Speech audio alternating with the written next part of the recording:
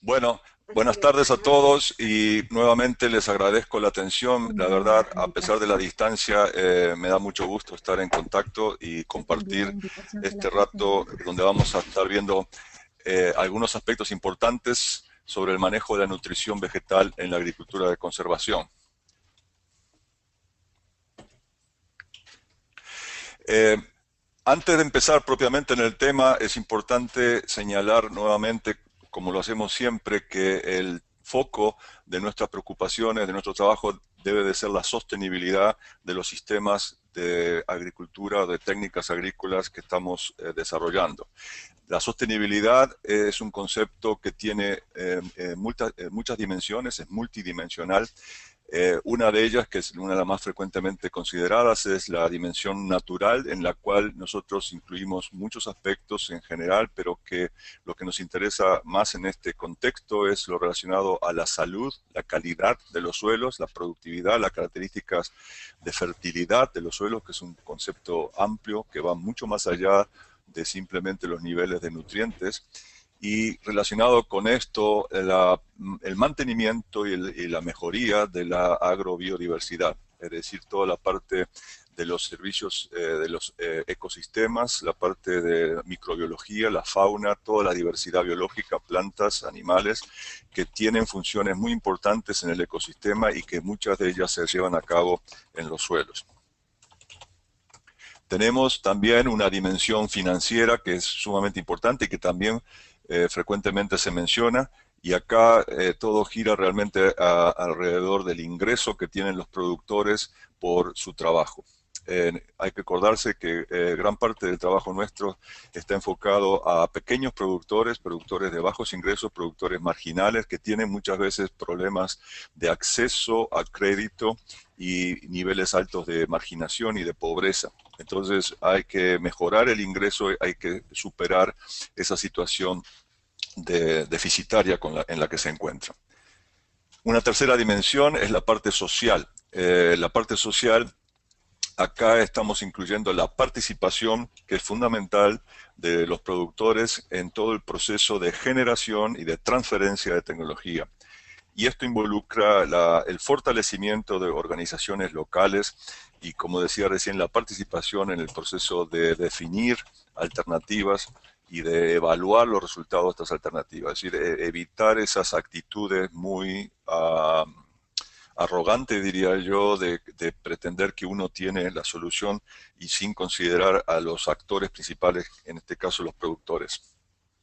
Cuarta dimensión importante es la dimensión física, en donde estamos incluyendo aspectos de infraestructura, los componentes de la infraestructura, donde están precisamente comunicaciones, vías telefónicas, electricidad, acceso a sistemas de agua y drenaje, carreteras, vías de acceso para los insumos que se necesitan, maquinaria, y también para sacar los productos de las zonas de producción.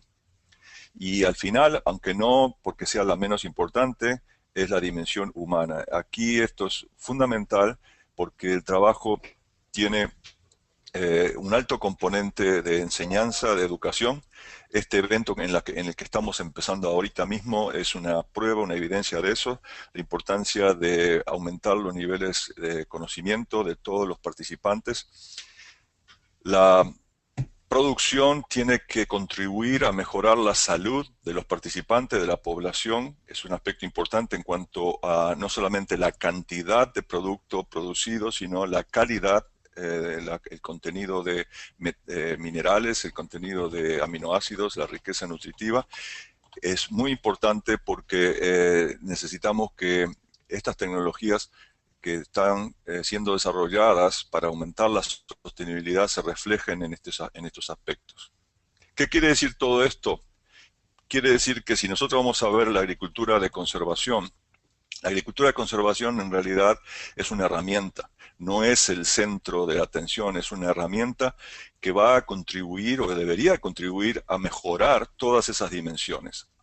Si nosotros vemos que hay hacemos una evaluación, por ejemplo, y vemos que hay posibles problemas en alguna de estas dimensiones derivados de la aplicación de la agricultura de conservación, entonces, en realidad, no estaríamos contribuyendo a la mejoría, al desarrollo de la sostenibilidad de los sistemas productivos.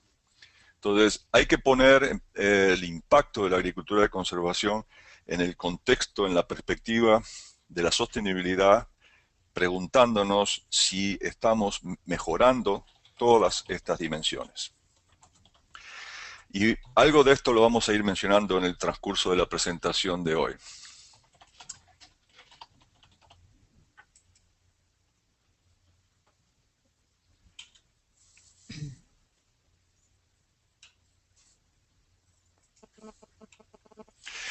Un breve repaso entonces, la agricultura de conservación. La agricultura de conservación consiste, como creo que deberíamos acordarnos todo de memoria, las características principales son la eliminación de la labranza, el mantenimiento de los residuos de los cultivos sobre el suelo y las rotaciones de los cultivos. Estos son los elementos que definen la agricultura de conservación. Y esto no es ninguna novedad, esto es simplemente un repaso de lo que ya todos deberíamos saber.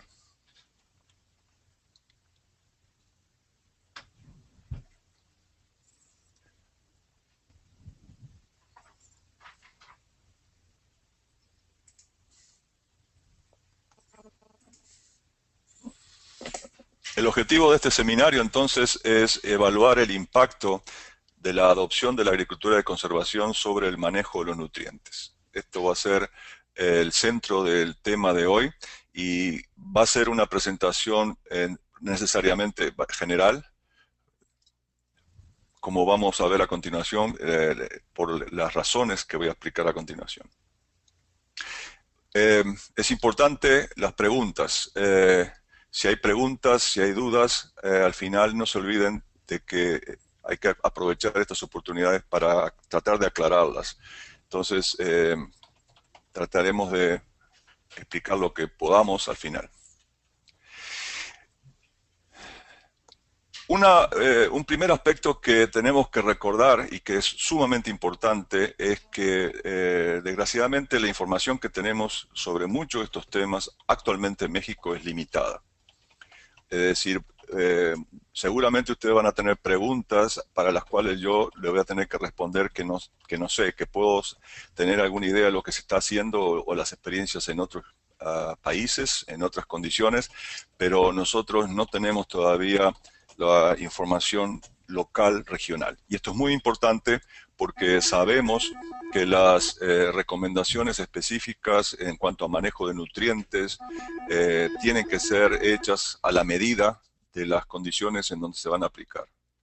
Hay mucha variabilidad en las condiciones de los suelos, en las condiciones ambientales, y entonces no podemos hacer recomendaciones generales para toda una región muy amplia y mucho menos para un país. Entonces esto es un punto débil que tenemos que reconocer y que en otras circunstancias, en otros momentos en el pasado, ha llevado a problemas, a fracasos y a limitaciones en la adopción de la labranza de conservación o de inclusive otras tecnologías por tratar de aplicar el mismo enfoque, los mismos recetas, digamos, en ambientes muy disímiles, muy diferentes.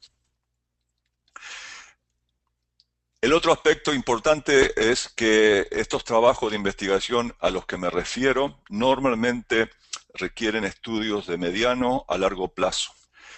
Muchos de los cambios que nos interesan, que tienen impacto positivo desde el punto de vista de la agricultura de conservación en la sostenibilidad, en la calidad de los suelos, como mencioné antes, esos cambios transcurren o tienen lugar gradualmente, lentamente. Entonces, hay algunos aspectos positivos, por supuesto, que se pueden observar inmediatamente, y eso lo vamos a mencionar, pero hay otros que llevan más tiempo de visualizar o de evidenciar.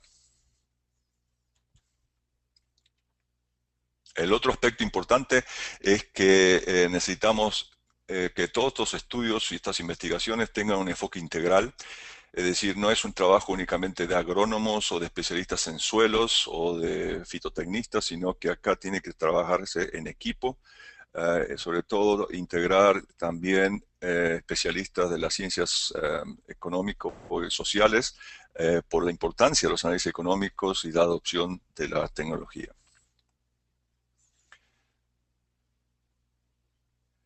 Como mencionaba entonces, la agricultura tradicional, la agricultura convencional, implica el movimiento del suelo. Quizás no usando estos tractores tan grandes o estas herramientas tan grandes, pero sí hay un elemento común, que es que el suelo se revuelve, se mezcla a través de las operaciones de labranza. Y esto generalmente sirve para incorporar residuos y también sirve para incorporar otros productos. Enmiendas, por ejemplo, es una operación muy intensa que tiene impactos muy serios y marcados sobre las características de los suelos. Cuando nosotros empezamos a practicar agricultura de conservación, todo esto se detiene. Es decir, la revoltura del suelo, la incorporación de residuos ya no ocurre y entonces hay un cambio muy drástico en las características del sistema. Y ese cambio va a repercutir en algunas propiedades, algunas características que se pueden ver inmediatamente, que las vamos a mencionar a continuación, y otras, como decía, que son más graduales, de desarrollo más lento. ¿Cuáles son los principales cambios entonces que tiene lugar cuando se adopta la agricultura de conservación? El suelo va a tener más agua. Normalmente puede oscilar alrededor de un 15, 20, 25% de mayor contenido de agua, lo cual obviamente en condiciones de temporal y de temporal incierto y de cambio climático, todo esto nos ayuda. Eso es uno de los problemas que siempre ocurre, son problemas recurrentes que limitan la productividad de la agricultura en nuestro país. La agricultura de conservación definitivamente contribuye a eso, aumentando el contenido de agua en el suelo.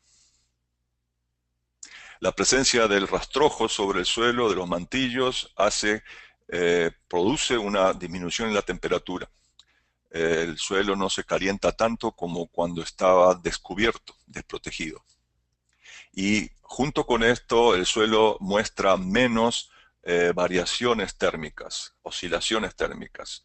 O sea, los valores extremos de las temperaturas no son tan diferentes, hay menos variación. La materia orgánica comienza a aumentar en respuesta a la acumulación de residuos sobre el suelo y a la disminución de la labranza, a la ausencia de la incorporación. Junto con esto se verifica una mayor actividad biológica de todo tipo de organismos. Es decir, hay más actividad microbial, pero también de fauna o de animales de meso y macrofauna. Al aumentar la materia orgánica, también aumenta el nitrógeno orgánico. Vamos a ver después que la dinámica del nitrógeno está íntimamente relacionada a la dinámica del carbono. Entonces, los suelos con la agricultura de conservación van a tener una mayor cantidad de nitrógeno en forma orgánica. Puede ocurrir también una acidificación de los suelos superficial, en los horizontes superficiales. Esto no es siempre, depende mucho de las condiciones de la vegetación, la característica del suelo, pero esto es probable y en muchas otras condiciones, en otros países, en otras regiones, esto constituye un aspecto importante en el manejo y en la adopción de la agricultura de conservación.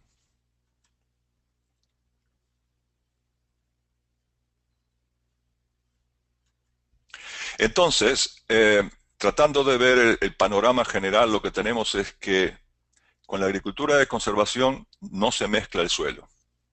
Eso es fundamental de tenerlo presente. Lo cual significa que no se van a poder incorporar, como se hacía tradicionalmente, fertilizantes, residuos y enmiendas como la cal.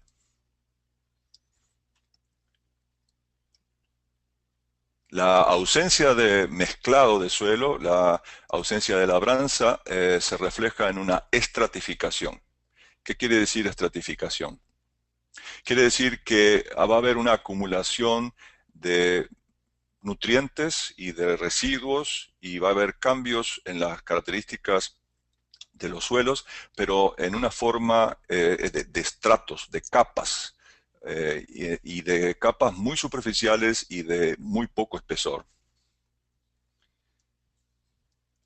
Hay una acumulación de materia orgánica en la superficie del suelo. Esto es muy importante y es parte precisamente de la estratificación que acabo de mencionar.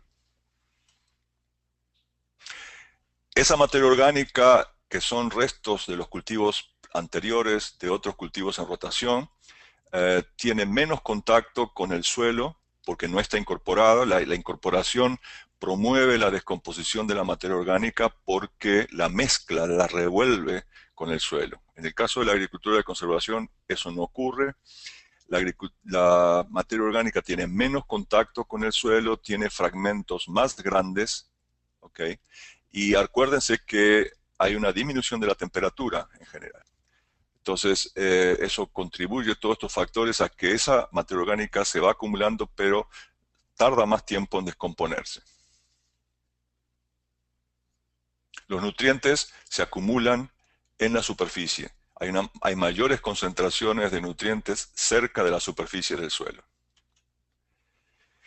Por consiguiente, también los cultivos tienen más cantidad de raíces, tienen una mayor concentración de sus raíces en las capas superiores, porque ahí donde está el agua, ahí donde están los nutrientes, entonces no necesitan profundizar demasiado para obtener los recursos que necesitan. El pH, o sea, las condiciones de acidez o alcalinidad, también se estratifican.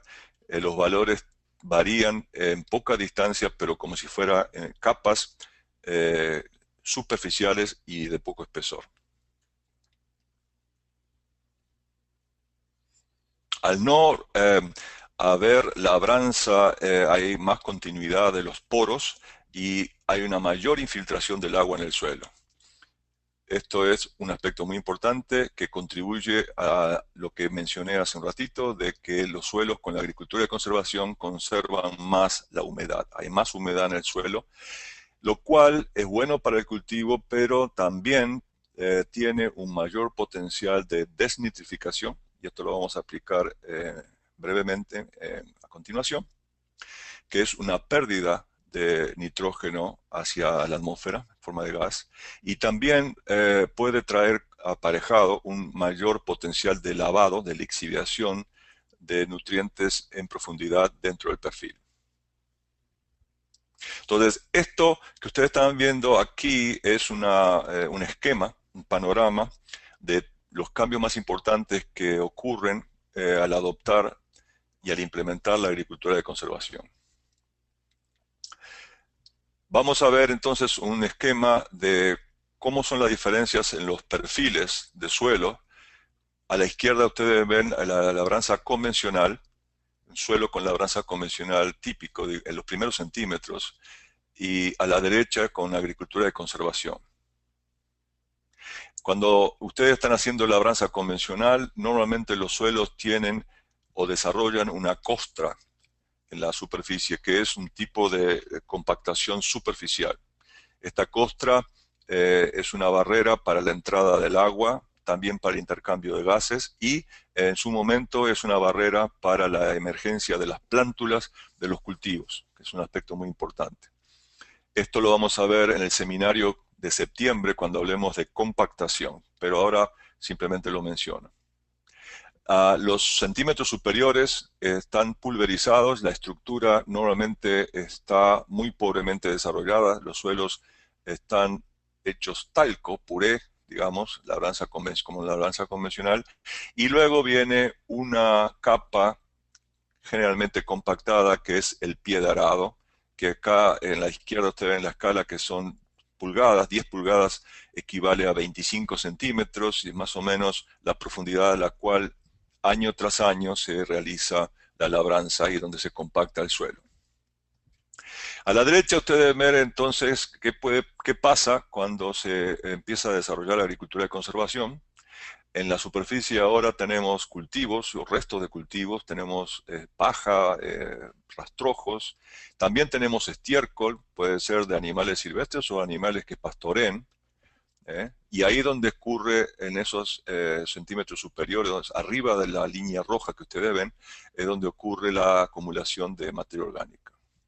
Los agregados que están abajo, en los centímetros superiores, ya son firmes, tienen una mejor cohesión, mejor características físicas, y quedan canales de donde estuvieron las raíces de plantas, que al morir quedan los canales abiertos, se van descomponiendo las raíces gradualmente y quedan los canales, y también hay tuberías de las túneles producidos por las lombrices. Perdón que accidentalmente se movió la transparencia. Entonces, este esquema es importante también retener para comparar las características de los suelos con los dos sistemas contrastantes. Vamos a ir viendo entonces los temas, los aspectos más importantes que mencioné, comenzando por el de la acidez del suelo. ¿Qué pasa con la acidez del suelo con la agricultura de conservación? Primero, recordar que la acidez del suelo tiene efectos negativos, detrimentales sobre los cultivos. Muchos de estos efectos se debe a la toxicidad producida por el aluminio en las raíces. Ustedes ven en esta foto las imágenes a la izquierda son de raíces normales y a la derecha raíces pobremente desarrolladas en suelo que tiene niveles de aluminio intercambiable altos. Los suelos ácidos tienen menos disponibilidad de bases, o sea, cationes con beneficios nutricionales como el potasio, calcio, magnesio. Ocasionalmente puede ocurrir también que los niveles de manganeso sean altos y se manifieste como toxicidad de manganeso, que no es normalmente visualizado en las raíces, sino en las hojas. Acá ustedes ven una foto de un frijol, una planta de frijol, donde están las hojas achaparradas, la planta achaparrada y las hojas arrugadas, producidas por niveles altos de manganeso. Y la acidez también se refleja en una menor actividad microbiana. Muchos de los microorganismos que tienen funciones útiles en el suelo disminuyen su actividad con pHs bajos. También muchos productos químicos que se usan en la sanidad vegetal tienen menor efectividad con pHs bajos. Por ejemplo, la atracina, que es un herbicida que se usa muy frecuentemente en maíz, disminuye mucho su efectividad como herbicida cuando los pH de los suelos bajan de 6.2. Entonces, pHs bajos y usar atracina pueden tener más problemas de maleza porque la atracina se descompone más rápidamente. ¿Por qué los suelos se acidifican? Hay muchas razones.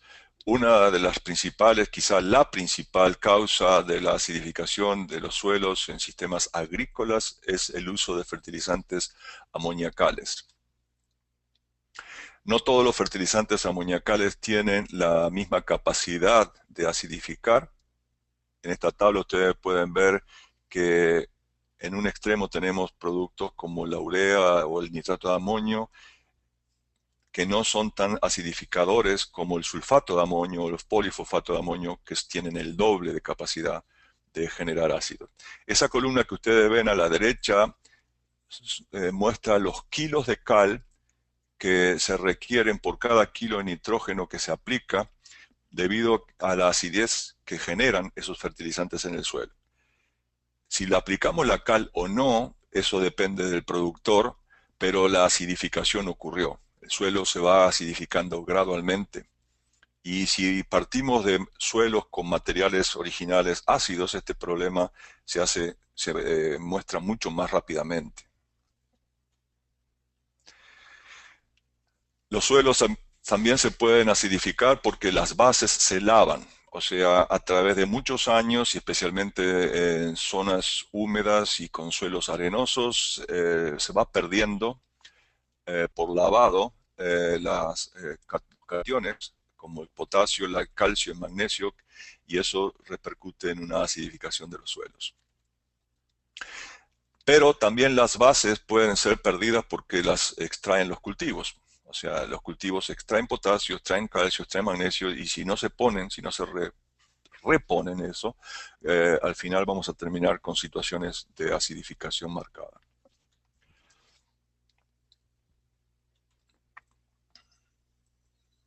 Para que vean este valor de urea, por ejemplo, para qué sirve, quiere decir que si yo estoy aplicando 200 kilos de nitrógeno, o sea, 200 unidades de nitrógeno usando urea, eh, esa aplicación va a generar una acidez que va a requerir eventualmente, en algún momento va a requerir 720 kilos de cal por hectárea.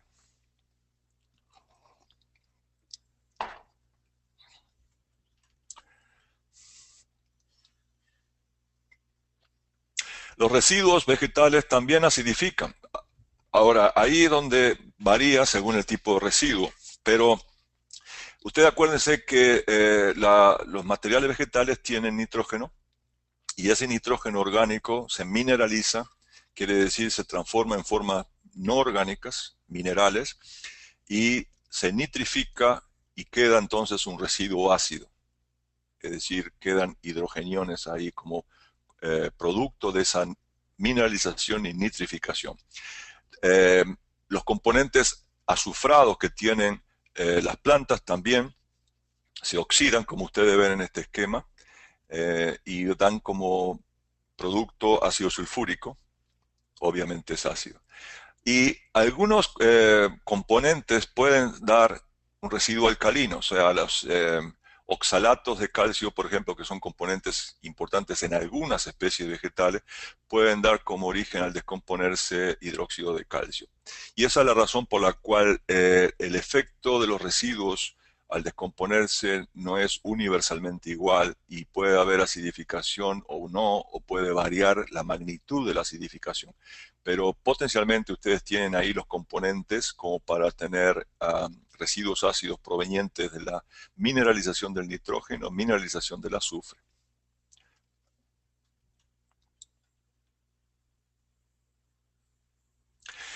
Estos datos que ustedes están viendo ahora son resultado de la investigación de CIMMYT en el Batán.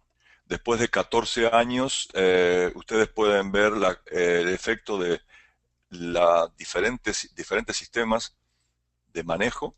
Acá pueden tener combinaciones de dos sistemas de labranza convencional, labranza cero, con y sin rotación de cultivos, con y sin residuos sobre el suelo. Ustedes pueden ver que este valor que está acá, el cuadrito color azul, es labranza cero, monocultivo, sin residuos, y es el tratamiento donde el pH bajó más, está alrededor de 5,3, pero quiero que observen una cosa importante, y es que este pH está medido en los primeros 5 centímetros del suelo. Si ustedes van a mayor profundidad, a los 15 centímetros, o inclusive entre los 5 y los 10 centímetros, prácticamente no hay diferencias entre los tratamientos. Entonces, esto es lo que yo mencionaba antes como estratificación. Es decir, los cambios en los valores de pH ocurren en estratos, en capas. Entonces, la capa que va de 0 a 5 centímetros es donde ustedes tienen más posibilidades de ver los efectos de las prácticas de manejo en propiedades tales como el pH.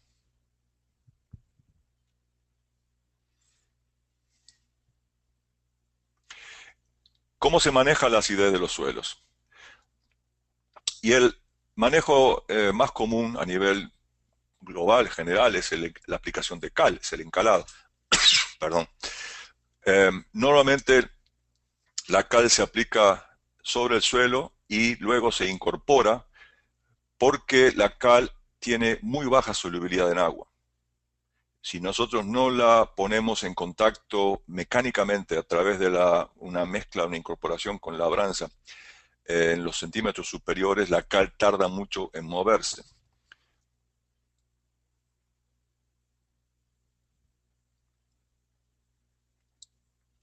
La cal se puede aplicar manualmente, como ustedes ven en estas fotos, y se puede incorporar con tractor o se puede incorporar con yunta o con un animal de tiro, pero tiene que incorporarse porque es la forma de hacerlo más efectivo.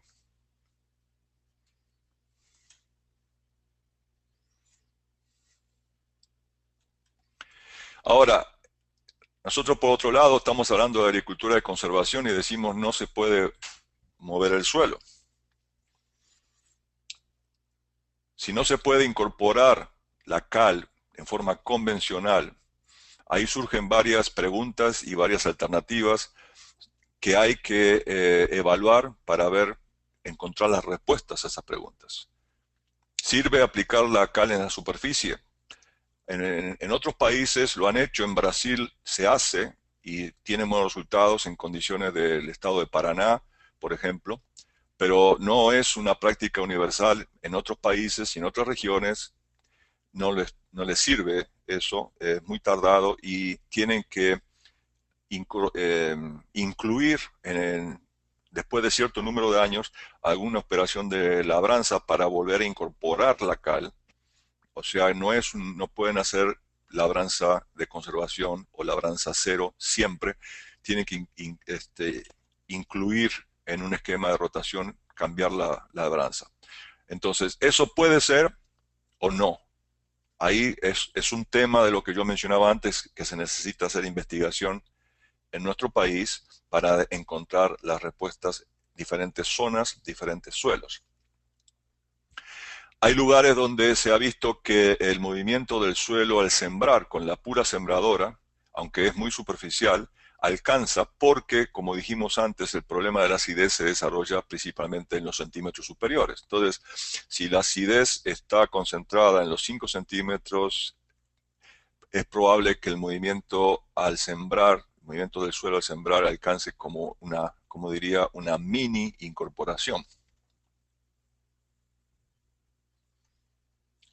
Es necesario intercalar un ciclo con labranza convencional o con labranza reducida. Como decía recién, no sé, eso en algunos lugares lo hacen, en otros lugares no los requieren. De cualquier manera, una de las cosas que ustedes tienen que conocer, saber, es que la acidez del suelo conviene corregirla antes de empezar con la agricultura de conservación. Esta gráfica que ustedes ven a la derecha muestra claramente que cambiar el pH a más de 10 centímetros de profundidad en base a aplicaciones de cal en la superficie es un proceso muy tardado. Ustedes ven que la línea blanca que está al centro, que mide el pH a profundidad de 4 a 6 pulgadas, o sea, de 10 a 15 centímetros, para que el pH suba de 5 a 5,5 se tardan 60 meses, es decir, 5 años. ¿Okay? Y esto es con la aplicación de 5 toneladas de cal por hectárea. Entonces, en los centímetros superiores, o sea, en los 5 centímetros, que es la línea punteada, el cambio es mucho más rápido, obviamente. ¿Okay?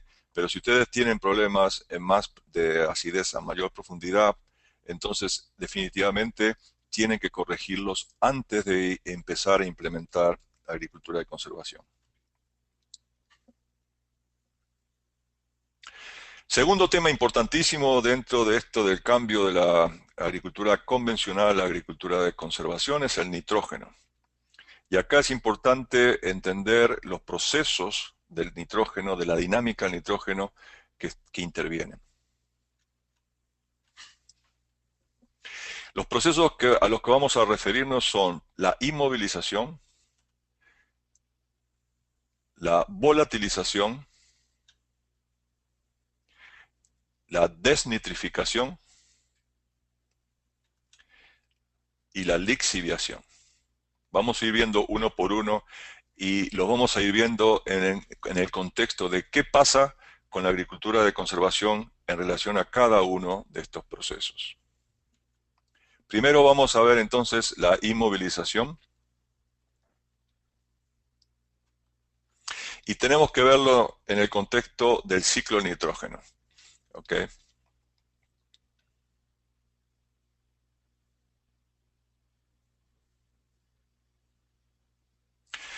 Ustedes están viendo acá el diagrama del ciclo de nitrógeno, que es bastante complejo, donde ustedes tienen diferentes entradas y diferentes salidas de nitrógeno. Lo que está enmarcado en color rojo es lo que vamos a ver ahora de inmovilización. O sea, qué pasa con la materia orgánica, el nitrógeno de materia orgánica, cuando está en los residuos de las plantas y se transforma o pasa a ser parte de la materia orgánica del suelo. Y ahí también entra la descomposición y la incorporación de residuos de animales, estiércol. Y un aspecto crucial aquí en entender la inmovilización es la relación carbono-nitrógeno. La relación carbono-nitrógeno juega un papel fundamental porque regula la velocidad con la cual los residuos se descomponen. La última línea que ustedes ven en esta tabla muestra la relación carbono-nitrógeno de los microbios en el suelo, de los microorganismos, que es 8:1. O sea, 8 partes de carbono por cada parte de nitrógeno. La dieta microbiana ideal que está en el centro es 24:1. La diferencia entre 24 y 8, que son 16 unidades de carbono, es lo que los microorganismos usan para obtener energía, y eso se pierde como anhidro carbónico. Entonces, si ustedes le proporcionan una dieta al suelo, a los microorganismos, que tenga una relación carbono-nitrógeno 24:1, es ideal, porque de esos 24:1 los microorganismos utilizan 16 partes de carbono como energía y les quedan 8, que es lo que forma parte del protoplasma, de su constitución. Entonces, si los residuos que nosotros ponemos sobre el suelo o en el suelo tienen una relación carbono-nitrógeno más grande, más amplia que 24:1, como por ejemplo estos productos que vemos acá arriba, paja de trigo, residuo de maíz, la descomposición va a ser más lenta porque los microorganismos van a tener mucho carbono y poco nitrógeno. Está desbalanceado en el sentido de mucho carbono, poco nitrógeno. Entonces, si no tienen una fuente de nitrógeno disponible que puedan usar, la descomposición va a ser muy lenta. Por el contrario, aquellos productos que están acá abajo, en la parte inferior de la tabla, tienen relación carbono-nitrógeno muy pequeña y esos productos se van a descomponer más rápido. Tenemos entonces residuos de leguminosas, estiércoles, ¿no? Porque tienen una relativa abundancia de nitrógeno en comparación con el carbono. La situación que tenemos acá entonces es de que tenemos que buscar un balance. Por un lado nos interesa reciclar nutrientes, nos interesa que los nutrientes que están en los residuos de los cultivos pasen a ser disponibles a los cultivos, y ahí tenemos nitrógeno, pero también tenemos fósforo y tenemos azufre, como mencionamos antes. Pero por otro lado, no queremos que el residuo se descomponga tan rápidamente que el suelo quede desprotegido. Entonces tenemos que tener un balance entre mantener una cobertura del suelo para protegerlo de la erosión y para mantener la humedad, como dijimos antes, y por otro lado, no queremos que ese residuo esté para toda la vida. Tiene que reciclar, descomponerse. Por eso es que en la agricultura de conservación entonces se hace énfasis en las rotaciones, especialmente rotaciones con leguminosas. Acá tenemos fotos de frijol o mucuna, son leguminosas, estas son fotos del trópico en Chiapas, o cultivos asociados de maíz con leguminosas, porque de esa forma tenemos residuos que tienen una mejor composición desde el punto de vista de protección del suelo y reciclaje de nutrientes.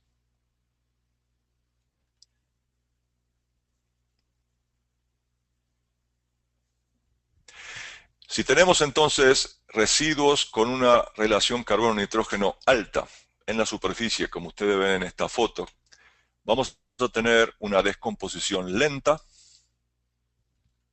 porque ustedes ven los pedazos, los fragmentos de esos residuos son grandes, tienen poca área de contacto con el suelo, que es donde están los microorganismos, y esto, además, la relación carbono-nitrógeno alta, el déficit relativo de nitrógeno, se va a reflejar en una inmovilización del nitrógeno que va a durar más que con la labranza convencional. Es decir, que si esta paja que ustedes ven en esta foto se mezclase con el suelo a través de la labranza, se va a descomponer definitivamente mucho más rápido que lo que se va a descomponer dejándola sobre el suelo. En el suelo, entonces, protege el suelo, le mantiene humedad, pero el precio que tiene es que eso se va si no tiene por un tiempo nitrógeno de otras fuentes, va a haber una inmovilización del nitrógeno por parte de los microorganismos al descomponer esos residuos. Entonces, cuando nosotros empezamos con la agricultura de conservación en los primeros años, esto es lo que generalmente se observa desde el punto de vista del rendimiento y nitrógeno. Acá tenemos la línea continua, que es labranza convencional, y la línea punteada, que es labranza con mantillo o labranza de conservación o agricultura de conservación. Y en el eje de la Y es rendimiento y en el eje de las X es dosis de nitrógeno. Y realmente esto ustedes lo pueden pensar para maíz o para trigo, no importa, es una curva, una relación bastante general. Lo que quiere decir esto es que si ustedes están trabajando con dosis bajas de nitrógeno en esta zona de la curva, hay una interacción entre la labranza, entre el método de labranza y el nitrógeno, y en esa zona de bajas aplicaciones de nitrógeno, el rendimiento de la labranza de conservación es menor que en la labranza convencional. Y eso se debe precisamente a que la labranza convencional, al descomponerse más rápidamente, tener una tasa de mineralización de la materia orgánica más alta, libera nitrógeno que lo pueden usar los cultivos. Cuando la dosis de nitrógeno sigue subiendo a la derecha del punto X, entonces lo que vemos es que los rendimientos con la labranza de conservación suben más que con la labranza convencional. Precisamente por los efectos que mencioné anteriormente, de que la labranza de conservación mantiene humedad, crea un mejor ambiente para el desarrollo de las raíces. Entonces, si no tiene limitaciones de nitrógeno, el cultivo va a responder mejor a la ausencia de la labranza, y la labranza de conservación le saca ventajas a la labranza convencional.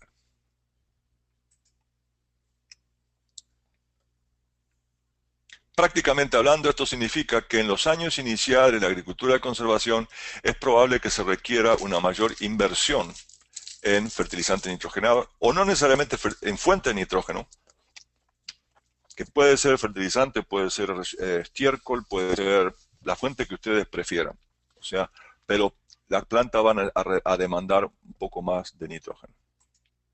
Este valor para el caso de maíz se ha visto que generalmente anda alrededor de 80 a 100 kilos de nitrógeno, o sea, pero eso, repito, no se puede generalizar porque depende de los potenciales de rendimiento, depende de las condiciones ambientales y depende de cómo se maneja el cultivo, de la zona donde estamos trabajando.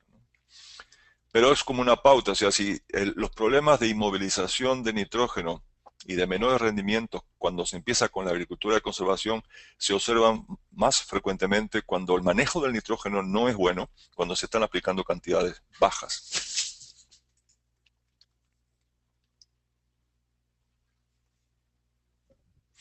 ¿Qué pasa entonces a largo plazo cuando eliminamos la labranza o la reducimos? La ausencia de la labranza definitivamente hace más lenta la mineralización. Y recuerden que mineralización quiere decir la transformación de la materia orgánica a formas no orgánicas. Pero esas diferencias tienden a desaparecer con el tiempo. Y esto ustedes lo pueden ver en esta forma, una ecuación donde vemos que los kilonitrógenos mineralizados, es decir, los kilonitrógenos que vienen de la materia orgánica, se pueden expresar en función de la tasa de mineralización, que es lo que está a la izquierda entre paréntesis, luego el porcentaje de nitrógeno orgánico en la materia orgánica y obviamente depende del contenido de materia orgánica en el suelo. Con la agricultura de conservación sabemos que la tasa de mineralización baja, eso disminuye, pero sabemos también que la materia orgánica aumenta. Entonces, lo que ocurre con el tiempo es que una cosa compensa a la otra. Tenemos mineralización más lenta, pero se aplica en un porcentaje de materia orgánica más alto, y entonces al final las cantidades de nitrógeno mineralizados al comparar la agricultura de conservación con la agricultura convencional son similares. Vamos a ver algunos datos para que vean datos reales de campo de esto. Desgraciadamente son datos de Estados Unidos, pero eso es lo que estaba mencionando antes, que necesitamos generar esta información en México. Pero lo que vemos acá en esta tabla son resultados de ensayos de muchos años. Fíjese que esto empezó en 1970, esto es para maíz, y lo que observaron los investigadores fue que en los primeros 8 años, los rendimientos cuando había labranza, que es CT, labranza convencional, fueron mayores que con el tratamiento NT, que es sin labranza, ¿no?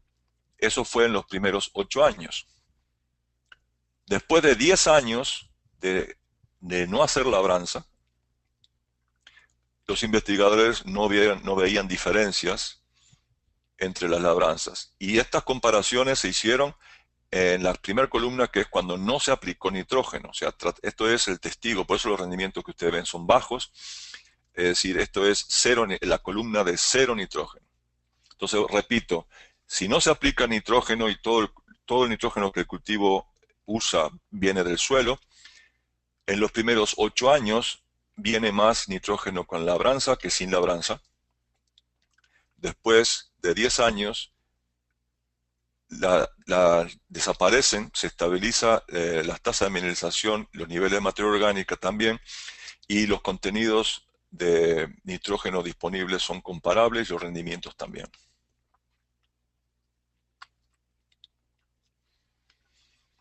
Esto en la gráfica inferior de abajo de la tabla, ustedes ven los cambios NT sin labranza, CT, labranza convencional, en los primeros 5 centímetros, y lo que está en el eje de las Y es la cantidad de nitrógeno en el suelo.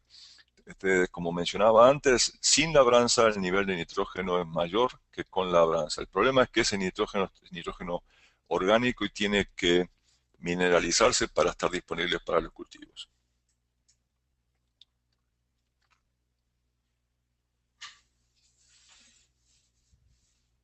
En este otro estudio que estoy presentando ahora, ustedes pueden ver los kilos de maíz por hectárea a la izquierda, en función de los kilos de nitrógeno por hectárea, que es en el eje de las X, y a la derecha los kilos de nitrógeno que toman las plantas por hectárea. Las curvas que están arriba son los rendimientos. Entonces, la curva punteada es el rendimiento de grano sin labranza. La curva continua es el rendimiento grano con labranza convencional. Y como mencioné antes, ustedes ven que con niveles bajos de nitrógeno aplicado, o sea, menos de 90, 80, 90 kilos de nitrógeno por hectárea por año, la labranza convencional rinde más que la labranza cero.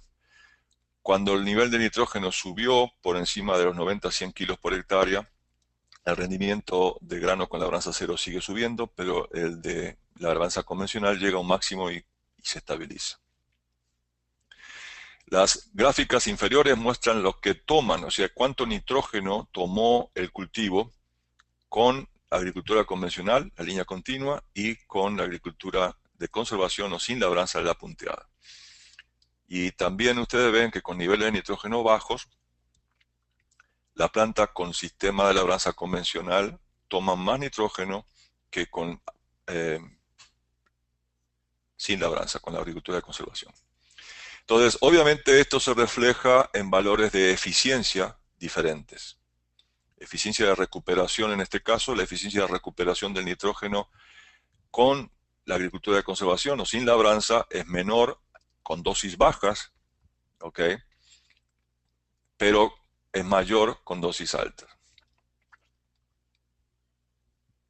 Esta eficiencia de recuperación mide la cantidad del nitrógeno en la planta, en la biomasa, en relación al nitrógeno total. Y este es un valor muy importante porque es el aprovechamiento del nitrógeno aplicado, es decir, lo que no se recupera en el cultivo queda en el ambiente y puede estar en el suelo disponible para otros ciclos, pero también puede perderse y ser un factor contaminante.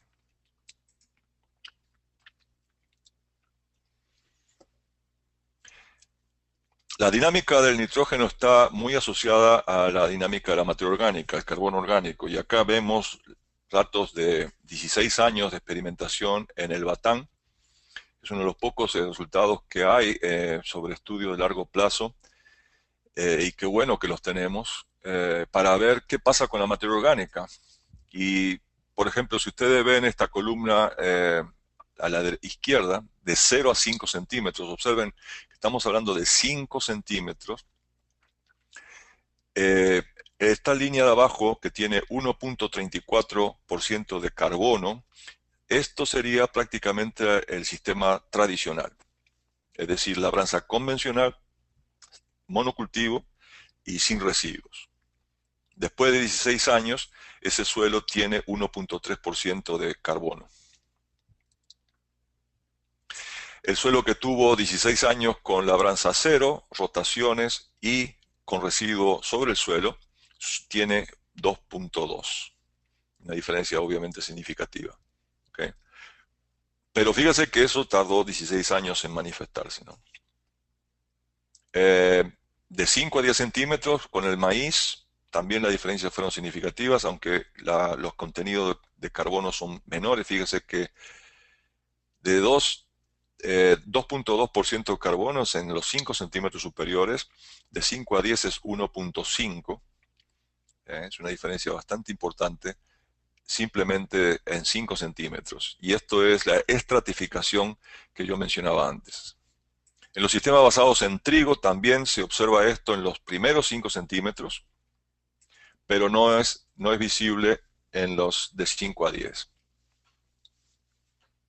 Sí, una de las cosas que es importante entender es que la materia orgánica del suelo cambia, pero cambia muy despacio. Y cuando se estabiliza el sistema, cualquiera sea el sistema que ustedes consideren, se estabiliza también los valores de la materia orgánica. Si ustedes ven esta gráfica totalmente teórica, arbitraria, yo quise mostrar un nivel de materia orgánica hipotético cuando los sistemas eran basados en tracción animal. Vamos a suponer la época de la colonia o anterior a la introducción de la mecanización en la agricultura. Al introducirse la mecanización en la agricultura, los tractores, los niveles de materia orgánica bajan más porque la labranza se hizo todavía más intensa.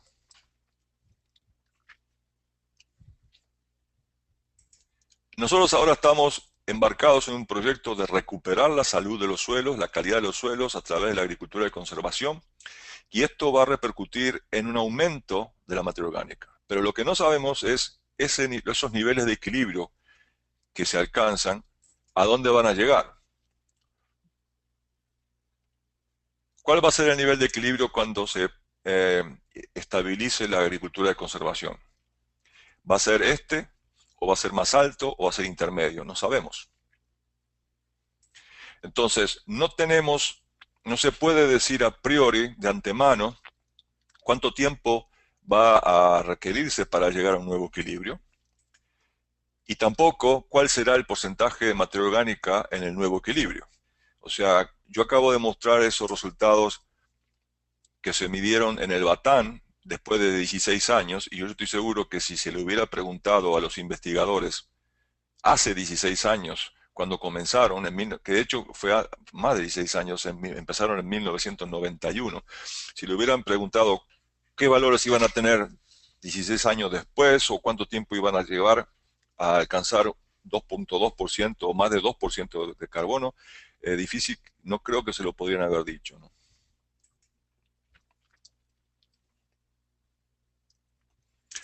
Bueno, esto que acabo de mencionar fue el tema de inmovilización, el proceso de inmovilización que mencionamos relacionado al nitrógeno. El otro aspecto importante, otro proceso importante relacionado al nitrógeno es la volatilización.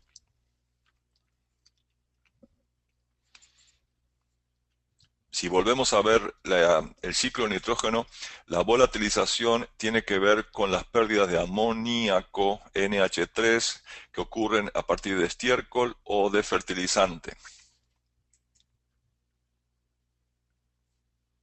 ¿Cómo ocurre eso? Bueno, acuérdense el esquema que le mostré del suelo con la agricultura de conservación.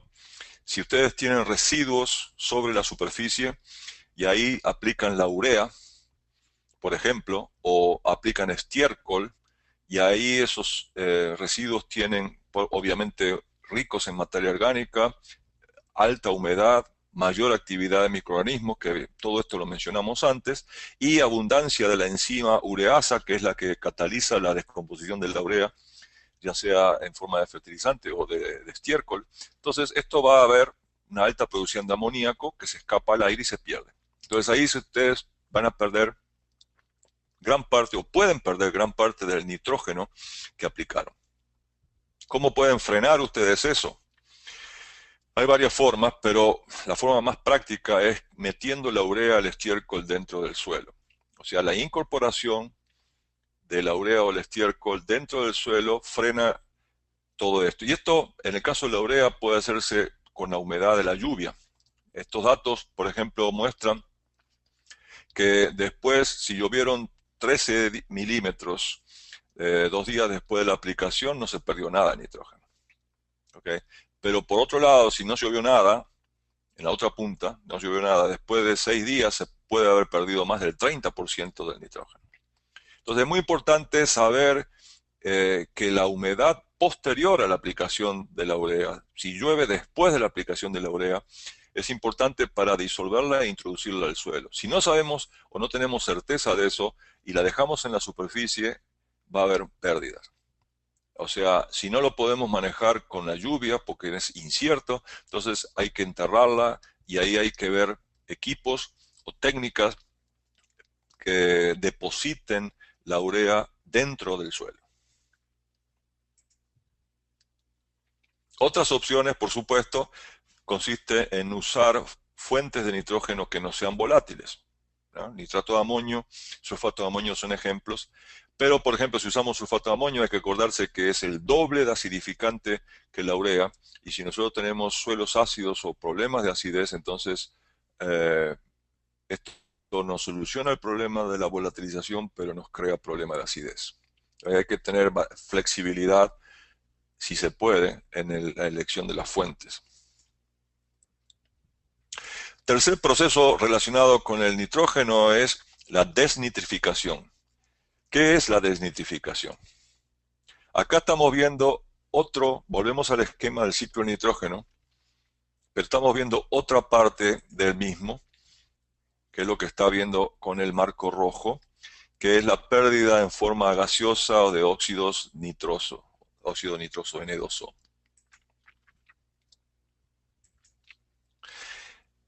¿Qué pasa cuando sube demasiado el contenido de agua en el suelo? El agua, por ejemplo, llovió mucho o se encharcó, hay pobre drenaje, sube el contenido de agua en el suelo y simultáneamente con esto baja el contenido de oxígeno. Hay menos oxígeno porque hay menos aire. El agua sustituye el aire dentro del perfil.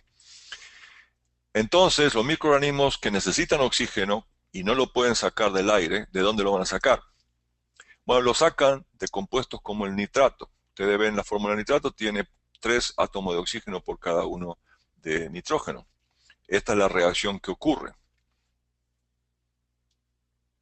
El nitrato pasa a óxido nitroso, perdón, nitrito, y después eventualmente a óxido nitroso, que es el N2O, y al final se produce el gas nitrógeno, que es el más abundante en la atmósfera, ¿no? Sabemos que 78-79% de lo que estamos respirando es nitrógeno. Entonces, ¿qué se necesita para que la desnitrificación ocurra en forma importante? ¿Qué requerimientos son? Pues necesitamos que no haya oxígeno, o sea, exceso de humedad, normalmente. Necesitamos tener materia orgánica y necesitamos también tener nitratos. Entonces, ¿tenemos esto o no lo tenemos con la agricultura de conservación? Entonces, los efectos de la agricultura de conservación sobre las emisiones de N2O, y esto es importante porque el N2O es un gas de efecto invernadero y es mucho más potente que el anhídrido carbónico. Entonces es importante disminuir las emisiones desde el punto de vista del impacto en la atmósfera, desde el punto de vista de calentamiento global. Por un lado, la agricultura de conservación tiene un menor potencial para las emisiones de gases de efecto invernadero, porque, como dijimos, pues tiene menores temperaturas, el suelo tiene mejor estructura, lo cual favorece el drenaje,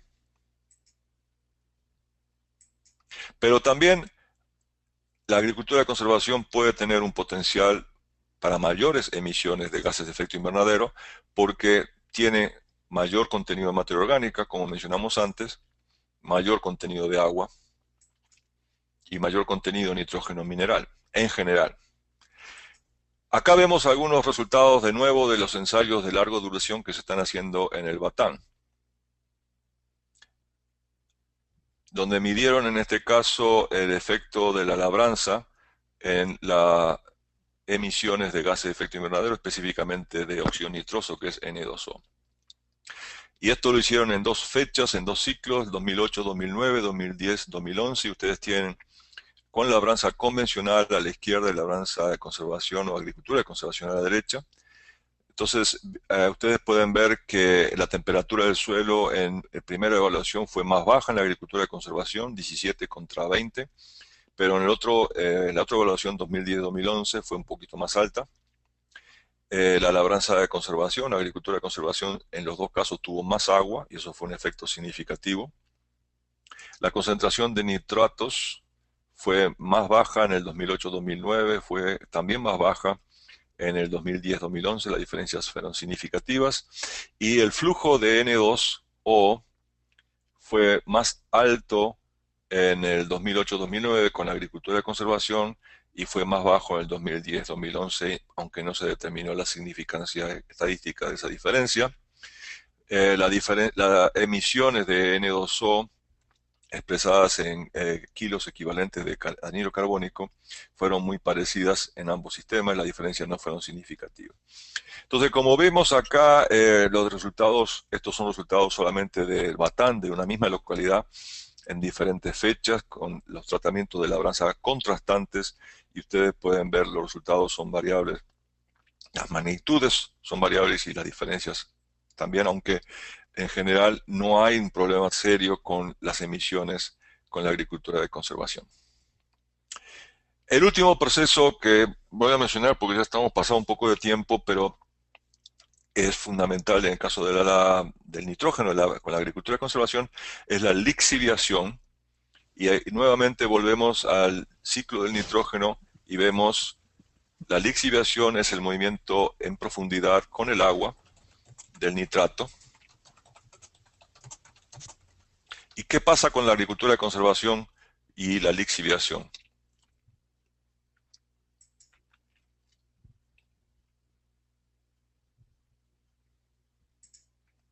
El nitrato se mueve con el agua porque es muy soluble en agua y porque el nitrato tiene carga negativa y entonces no es atraído ni retenido en el suelo.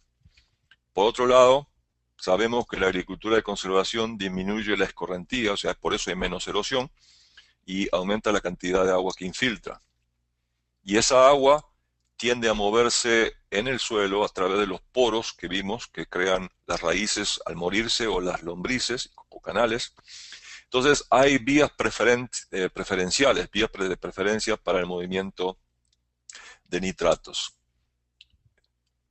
Entonces si tenemos el residuo sobre el suelo, tenemos algunos lugares donde los nitratos que estaban en la superficie, en los centímetros superiores, pueden moverse en profundidad más rápidamente.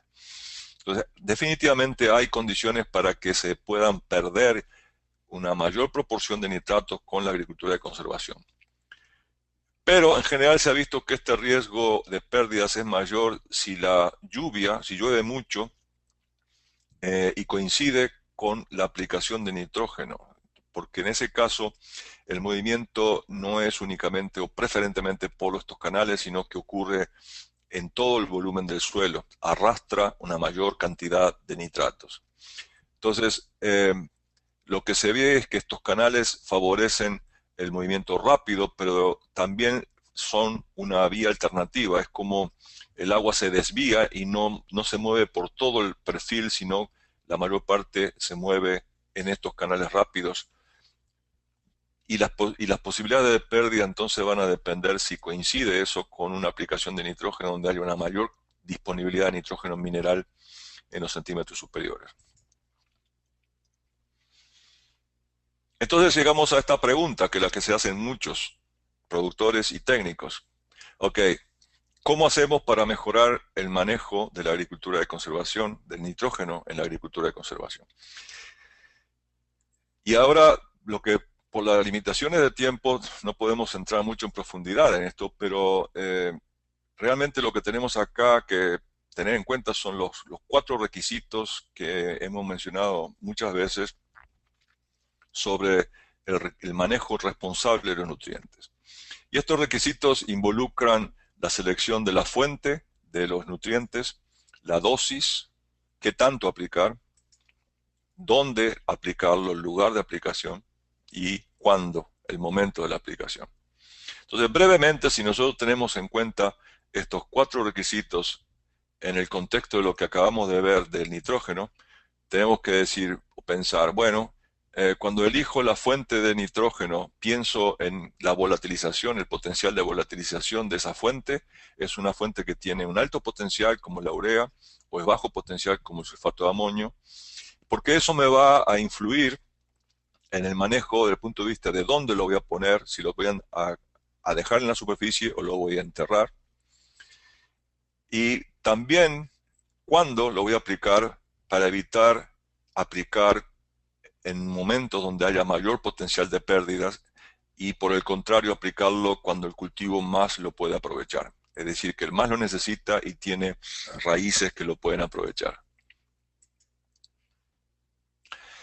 La dosis la tenemos que considerar desde el punto de vista de la inmovilización, que fue lo que vimos al principio. Entonces, dependiendo de la cantidad de residuos, del tipo de residuo, del número de años que hemos estado trabajando con la agricultura de conservación, es que se tiene que condicionar la selección de la dosis a aplicar.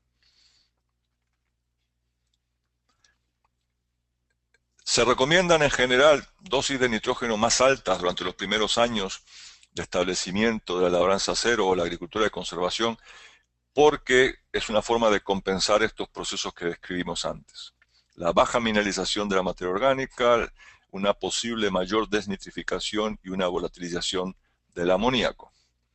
Pero la pregunta es, ¿cuánto más altas? Y ahí realmente no hay recetas. Hay gente que maneja porcentajes, hay gente que maneja cantidades absolutas, pero la verdad esto necesitaría ser fruto de investigaciones locales para saber en las condiciones en donde están trabajando cuánto más, si se necesita o no. Y la otra parte es, ok, los primeros años, pero ¿cuántos años? Entonces, no sabemos, pueden ser 10 como vimos esos resultados de Estados Unidos, o pueden ser menos o pueden ser más. Necesitamos más investigación. Brevemente, vamos a hablar del fósforo.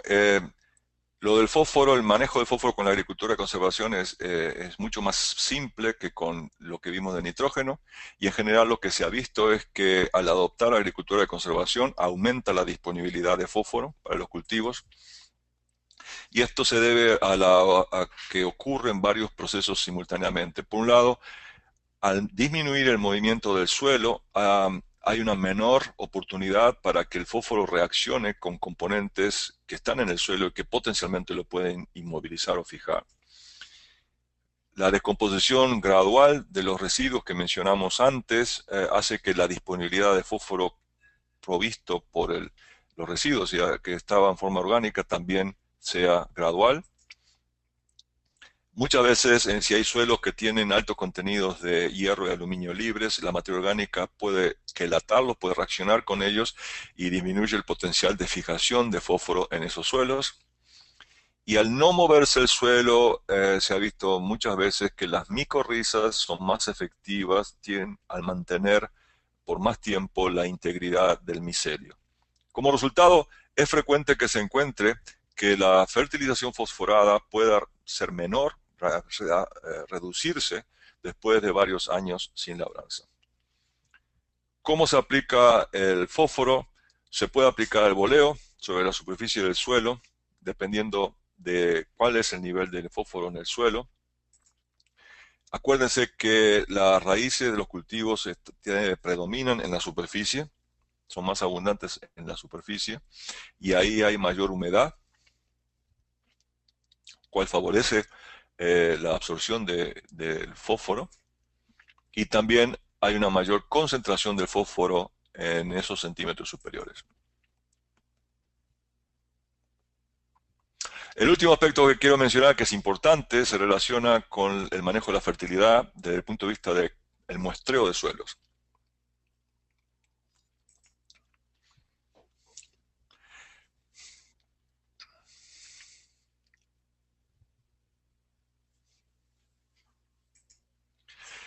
Entonces, la pregunta es, ¿el muestreo de suelos con la agricultura de conservación va a ser al azar también? ¿Y a qué profundidad va a ser?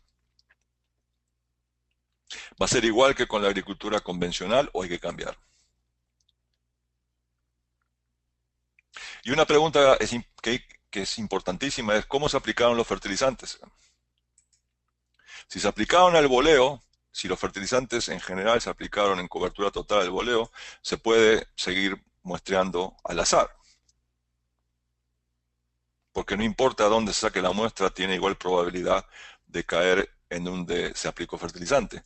Pero si los fertilizantes se aplican en forma bandeada, en bandas, en forma localizada, ustedes pueden ver en este diagrama a la izquierda, donde ven hileras de maíz y donde se aplicó fósforo, que son estos círculos superiores, y donde se aplicó nitrógeno, que en las zonas donde se aplicaron estos nutrientes, fósforo y nitrógeno, las concentraciones de los elementos son notoriamente más altas que en el resto del suelo. Entonces, si se aplican en bandas, hay muchas recomendaciones, hay muchos criterios. Yo voy a presentar acá uno que es bastante popular y que los voy a ejemplificar para un cultivo que está sembrado en hileras a 80 centímetros. Entonces, el procedimiento consiste en tomar muestras sobre el surco. Acá ustedes pueden ver una muestra tomada sobre el surco. Luego se toma una muestra corriéndose un octavo de la distancia entre surcos, o sea, un octavo de 80, 10 centímetros. Luego una cuarta parte, toman otra muestra. Luego 3 octavos. Y obviamente estas muestras ustedes ven que están tomándose al azar, o sea, no son todas tomadas en una misma dirección. Caminan de un surco a surco y van tomando, moviéndose, desplazándose entre las líneas, entre las líneas y en el espacio a través de las líneas. Luego toman la quinta muestra en el medio, entre los dos surcos, 5 octavos de la distancia, 3 cuartas partes y 7 octavos. Entonces, en total, ustedes ven que toman 8 muestras y esas muestras se combinan en una muestra compuesta, que es lo que se manda a analizar. Entonces, ustedes están cubriendo en forma incremental toda la distancia entre los surcos. La otra pregunta es, ¿a qué profundidad hay que tomar las muestras? Y el chiste es que cuando se está empezando a trabajar con la agricultura de conservación, ya no existe el concepto de capa arable, ¿no? Porque ya no se ara. Entonces, eso de que 15, 20, 30 centímetros para tomar la muestra del suelo ya empieza a perder sentido, porque acá estamos trabajando con un sistema donde el movimiento, toda la actividad está ocurriendo en los primeros 10 centímetros y todavía con mucha más intensidad en los primeros 5 centímetros. Quiere decir que por lo menos después dejan pasar alrededor de 5 años con la agricultura de conservación. Ya después de ese tiempo normalmente realmente se empieza a estabilizar esa estratificación que mencioné antes, y los muestreos deberían hacerse a esa profundidad, 0 a 10, y si quieren hacer estudios más detallados, como vimos antes, por ejemplo, en el caso del pH, tienen que hacerse de 0 a 5, de 5 a 10 y de 10 a 20. Obviamente que si estamos usando la metodología tradicional de los análisis de suelos, esto lleva a hacer nuevas calibraciones para interpretar los resultados. Y obviamente esto significa más trabajo de investigación. El sistema de agricultura de conservación ha crecido mucho en América del Sur, donde tenemos millones de hectáreas entre Brasil, Argentina, Chile, Uruguay, Paraguay, y lo que se ha visto es que se requieren por lo menos 5 años, alrededor de 5 años de agricultura de conservación continua para obtener efectos positivos en la calidad del suelo. Y cuando se trata de sacarle todos los beneficios al sistema, estamos hablando de alrededor de 20 años. Entonces, el efecto inmediato que mencionamos antes sobre la conservación de agua, disminución de temperatura, disminución de la erosión, etcétera, eso es inmediato. Cuando estamos viendo todo el efecto positivo sobre la calidad del suelo, la diversidad biológica, etcétera, etcétera, estamos hablando de plazos más largos que en el caso nuestro no lo sabemos. Recuerden que vimos algunos datos específicos para el experimento de larga duración que se está haciendo en el Batán. Y se nos pasó 15 minutos, pero esto es, hasta acá llegamos con este tema. Obviamente va a haber necesidad de ver otros temas relacionados más adelante, y les agradezco mucho la atención y a ver si hay tiempo para algunas preguntas. Sí, gracias, doctor. Pues sí, ya nos regaló más tiempo. Aquí estaba viendo que José Luis Salgado tiene 7 preguntas, pero bueno, ya nada más le dije que puede hacer 2. 7 José preguntas, Luis, ¿no? José Luis, ya las tienes. Es que él no tiene micrófono y me las va a escribir, pero mientras él les escribe, eh, voy a ver si hay alguna manita levantada o si tienen alguna pregunta, aquellos que no tienen micrófono, por favor, ¿cómo se llama? Envíenmelas, por favor. Eric Ortiz está haciendo un comentario. Lo que hemos encontrado hasta ahorita ha sido más importante el cambio en la fertilidad física. Ah, sí, tiene micrófono, José Luis. Bueno, Okay. el comentario de Eric. Ajá, entonces, ¿Qué quiere le decir voy a fertilidad abrir. física? Eric, si nos escuchas, nos puedes especificar bien, por favor. Y bueno, le voy a dar la palabra a José Luis. Sí, abrí el micrófono. Ok, entonces, primero le voy a dar la palabra a Eric y después a José Luis. Permíteme, Eric.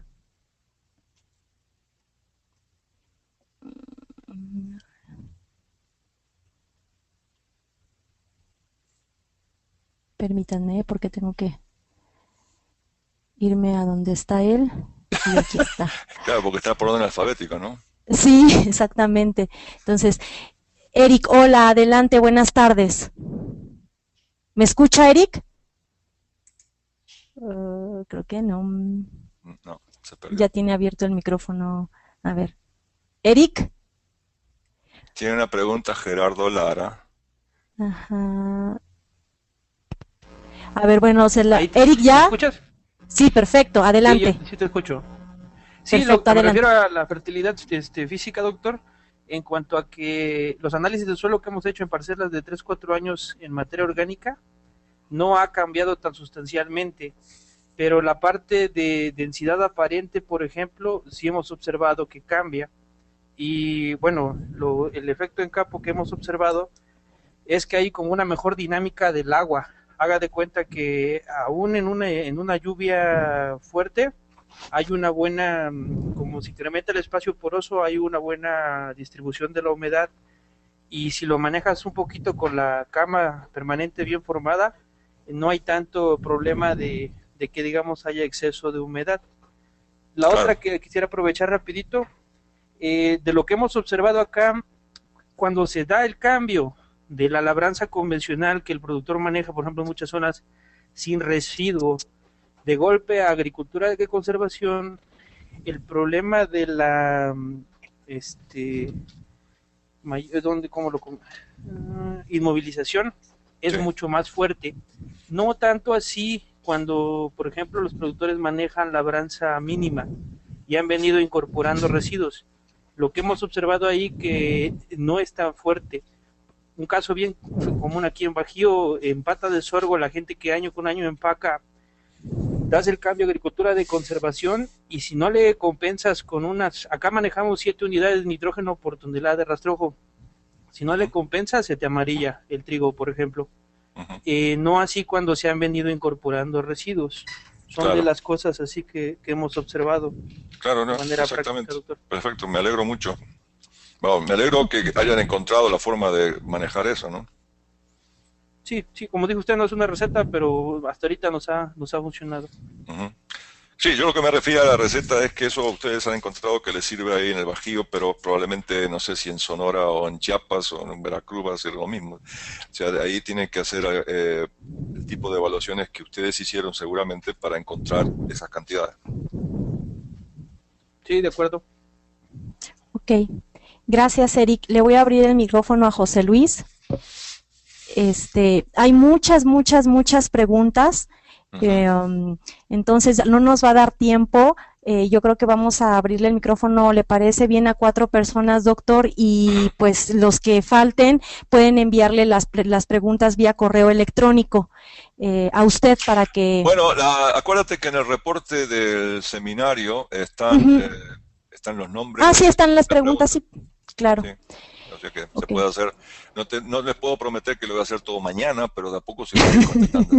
Pero yo creo que lo que yo señalaba es que esto, el tipo de preguntas y si hay una especie de consenso de algunos temas, esto puede ser la base como para elegir temas para el futuro, ¿no? O sea, si hay consenso.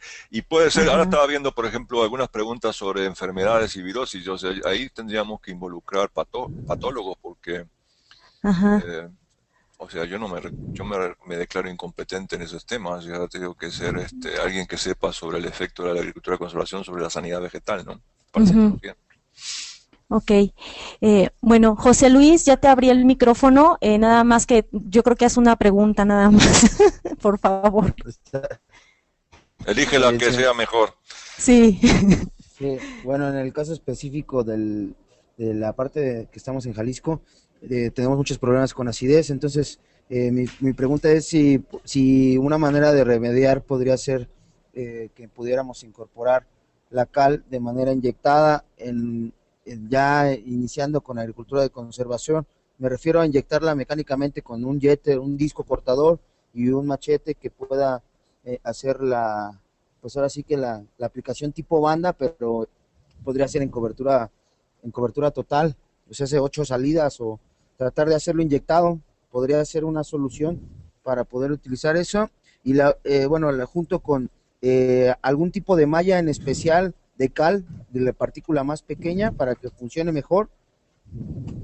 Bueno, lo de la inyección de cal se ha hecho y hay equipos, yo conozco equipos por lo menos acá en Estados Unidos que se hacen aplicaciones profundas en el subsuelo, pero eso se diseñó ese equipo hace muchos años cuando tuvieron que corregir el problema de la acidez en el subsuelo y todavía no habían descubierto el efecto del yeso.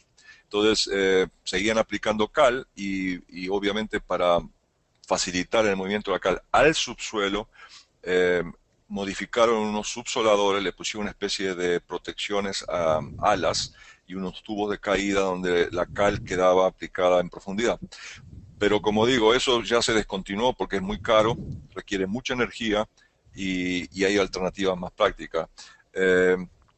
Normalmente la cal se usa para los centímetros superiores, o sea, yo me estoy refiriendo a 10, 15 centímetros, y eso generalmente se hace con la incorporación en la superficie con rastras. Ahora, un aspecto importante ahí que yo quiero señalar porque me he encontrado mucho con la idea de que los técnicos muchas veces manejamos que la profundidad de incorporación de la cal es igual a la profundidad de trabajo del disco, lo cual no es correcto. O sea, la profundidad de incorporación de cualquier cosa, no nada más de la cal, pero también herbicidas o cualquier otra enmienda, lo que sea, es alrededor de la tercera parte de lo que es la profundidad de trabajo. Quiere decir que si el disco, si ustedes están trabajando, por ejemplo, con disco de 16 pulgadas de diámetro, o sea, 16 por 2.5 es 40 centímetros, ¿no? Y obviamente no va a poder trabajar a más de 20 porque está el eje. O sea, está, y la tercera parte de esos alrededor de unos 7, 8 centímetros, ¿no? Entonces, quiero aprovechar en nuestra palabra la pregunta tuya para aclarar el concepto de cuál es normalmente la profundidad efectiva de incorporación, que no es igual a la profundidad de trabajo. Pero, volviendo a la pregunta específica tuya, de la malla, que es la segunda parte, normalmente las partículas más finas son las que pasan la malla de 60. Yo no conozco si en México hay regulaciones acerca de eso. Aquí en Estados Unidos, en muchos estados hay normas que fijan cuál es la cantidad de cal que pasa la malla de 60, o sea, de partículas finas, que debe de contener una cal para poder ser vendida. O sea, hay regulaciones. Yo no sé si en México eso está estipulado en alguna ley o en alguna norma oficial mexicana, pero en general la malla que se considera como límite es la de 60, y cuanto más pase por esa malla, más fina es la cal, ¿no? La partícula de la cal. Ok, bueno, gracias José Luis. Y pues mándale las otras preguntas al doctor por escrito. Si lo ponen escrito, que lo ponga por escrito y aparecen en el resumen. Exactamente. ¿Tenemos tiempo, doctor, para alguna otra pregunta? Sí, podemos hacer una más. O una o dos más. Laura Hernández, te abrí el micrófono. Creo que tenían ahí unas preguntas ustedes. ¿Me escuchas? Yo sí los escucho. A ver, Carlitos. Buenas tardes. Buenas tardes. La situación de la exhibición en agricultura de conservación, si ya tenemos una capa realmente de 3 o 4 años, yo digo que sería muy factible un tractor pequeño con discos que nos permitiera ese fertilizante o bajarlo un poco más a la situación radicular. O sea, no tanto que movamos tanto suelo, sino que con un tractor pequeño, con llanta angosta, poder meter ese fertilizante más abajo. No sé qué tan factible lo vean. Bueno, en realidad estás hablando de la volatilización, ¿no? Así es, perdón, sí, así es. O sea, sí, realmente lo que se trata es, de alguna forma, con un cuchillo, con un disco cortador, con un chuzo, depositar el fertilizante por debajo del suelo, taparlo. Los productores que no tienen máquinas, que lo hacen manualmente, si lo tienen, si lo pueden enterrar y lo tapan, el fertilizante, ya está. O sea, con eso alcanza. De lo que se trata es de que la urea, si estamos hablando específicamente de la urea, que la urea, cuando se descompone en el suelo, origina amonio, NH4, que tiene una carga positiva. Si ese amonio queda retenido con los coloides del suelo, con las arcillas, no se puede volatilizar. Ahora sí que muerto el perro se acabó la rabia, no hay problema. Entonces, todo es la idea tuya me parece buena, o sea, no necesita tractores muy grandes que vayan a compactar, con un tractor pequeño o algún implemento que simplemente deposite la urea bajo el suelo y posibilite que quede tapada, ya, con eso se solucionó el problema. Las pérdidas prácticamente se eliminan. Muchas gracias. Saludos. De nada. Igualmente. Gracias, Carlos. Bye. Y bueno, tenemos también a Odette. Odette Nava. Hola, Odette. ¿Me escuchas? Hola. ¿Dónde está Odette? Está levantando la mano, pero... Odette, ¿sí me escuchas? Sí. ya. Creo que ahí va. Odette. Adelante, Odette.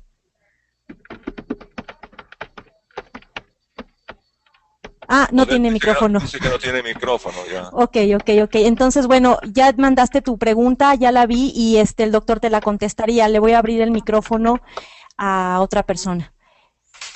Ok, vamos a ver. Mauricio Rivera, ¿me escucha? No. No, Bueno, entonces Martín Aguirre. Martín Aguirre. ¿Martín? Sí, adelante. Sí, Martín, adelante. ¿Tiene alguna pregunta? Sí, Carlita, para checar nada más. ¿Sí me escucha bien? Sí, adelante. Ah, ok. El sulfato de amonio podemos utilizarlo con uso frecuente en suelos con pHs elevados, o sea, suelos muy alcalinos, o tendríamos alguna restricción por la cantidad de cal que se tendría que utilizar en caso de acidificar el suelo. No, en el caso de suelos de pH alto no hay problema, al contrario, o sea, es bueno. La acidificación va a ocurrir, pero en esos suelos es algo bueno, ¿no? El problema es con suelos que ya naturalmente son ácidos o que se han acidificado, entonces el uso del sulfato de amonio agrava el problema, pero pHs en suelos, el uso del sulfato de amonio en suelo de pH alto no hay problema. Sí, por eso hago la pregunta, porque aquí en la hermosa comarca lagunera, los pHs son muy elevados, están arriba de 8, 8.5 hasta 8.7. Entonces eso nos puede beneficiar de alguna manera. Por eso hice la pregunta para estar seguro. Sí, perfecto. Sí. Ok. Gracias, Martín. Bueno, otra pregunta más, doctor. Uh-huh. Humberto Benjamín Rosales, ¿tiene alguna pregunta? Ah, no tiene micrófono, perdón. Pero ya está ahí la pregunta por escrito. Esas las va a contestar, perdón, el doctor después. Uh-huh. Gabriela González. Girbey López. ¿Tiene micrófono, Girbey? No, entonces me voy con Gaby González. Gabriela González, ¿tiene micrófono? Tampoco. Bueno, el que insiste es entonces José Luis Salgado, ¿no? Gabriela González no tiene micrófono. No tiene micrófono. Bueno, a ver, Fabricio. ¿Fabricio tiene micrófono? Sí. Ok, ¿tiene alguna pregunta? Sí, claro, adelante. Bueno, realmente ya me la contestó acerca del pH, con pH alto, okay. Que yo era mi pregunta que tenía ahí también para el manejo con AC, pero ya me queda claro que puede ser mejor manejado entonces. Muy bien. Ok, gracias, Fabricio. Por ahí Aurelio me está diciendo que tiene la mano levantada, entonces vamos a abrirle el micrófono a Aurelio. Ok, perfecto. Aurelio, adelante. Sí, buenas tardes, Carlita, hola. Doctor Registro. Buenas tardes a todos. Realmente ya una sesión donde... Aurelio, no se escucha bien. Está distorsionada. Sí. Aurelio. Perdón, Aurelio, no se escucha bien ¿ahora? Su micrófono. Si lo checa, por favor, y ahorita le vuelvo a abrir el micrófono.